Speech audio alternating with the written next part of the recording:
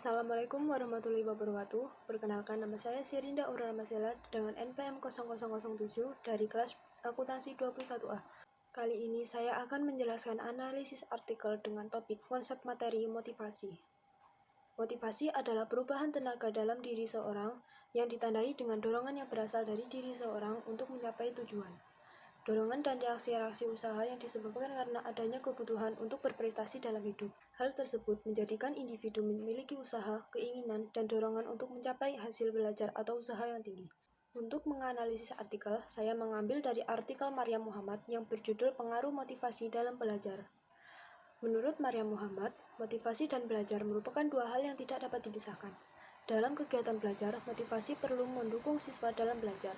Belajar yang dilandasi oleh motivasi yang kuat akan memberikan hasil belajar yang lebih baik. Sebagaimana yang diketahui, belajar adalah proses seseorang dalam memperoleh berbagai kecapan, keterampilan, dan sikap. Belajar dapat membawa perubahan perilaku. Perubahan tersebut bukan berarti perubahan dari segi kelelahan fisik, penggunaan akibat obat, penyakit parah atau trauma fisik, ataupun pertumbuhan jasmani. Tetapi perubahan tersebut dapat berupa perubahan tingkah laku yang secara relatif permanen dan secara potensial terjadi sebagai hasil usaha belajar.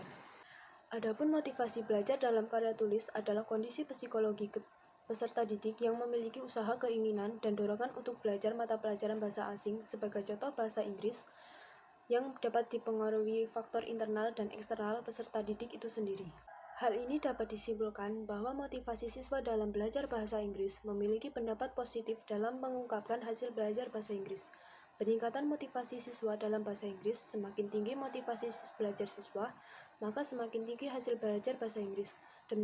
Demikian pula sebaliknya, makin rendah motivasi belajar siswa, maka semakin rendah pula hasil belajar bahasa Inggris. Pembelajaran yang tinggi motivasinya umumnya baik hasil belajarnya. Sebaliknya, pembelajaran yang rendah motivasinya rendah pula hasil belajarnya. Banyak penelitian yang membuktikan bahwa tingginya motivasi belajar berhubungan dengan tingginya hasil belajar. Tinggi rendahnya hasil belajar siswa ditentukan oleh tinggi rendahnya motivasi belajar. Motivasi belajar mempunyai hubungan positif dengan hasil belajar pada suatu mata pelajaran.